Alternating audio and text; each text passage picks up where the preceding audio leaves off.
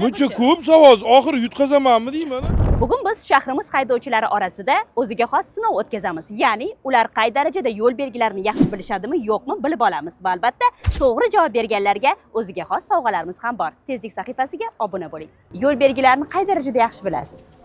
Endi hozir yangi chiqqanlar unchalik bilmaymiz, lekin eskilarni hammasini bilamiz. Yaxshi. Demak, hozir savollarimizga to'g'ri javob berishga harakat qilasiz, to'g'rimi? Boshlaymizmi? Qani ketdik. Bu qonunda yo'q o'zi, lekin aholi punktida muzikani baland qilish kerak emas degan zinak bo'ladi. Ya buncha ko'p, ha? Signal bo'ldi.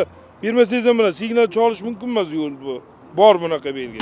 Ayniqsa shaharda ichida bo'ladi bu. Signal cholish, nima?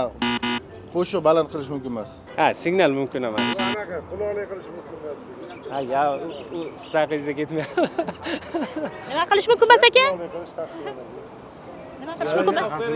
Shahar ichida signal cholish taqiqlanadi degan belgi bu. Nima belgimi? Ha. Bunaqa belgi ham ko'rmaganman. Ko'rmagansiz bunaqa belgi?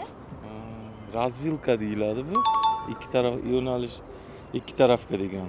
Katta yo'ldan mayda yo'lga bo'ladi-ku. Karmoshkaga. Ayni o'rischani tushunmayman-da. Karmoshkaga kirish bu. Aslovnoy. Bu belgi ham o'zi aslida yo'q. Yo'qmi bu belgi? Yo'q, bu belgi yo'q hali. Lekin qo'yilish kerak bu ham.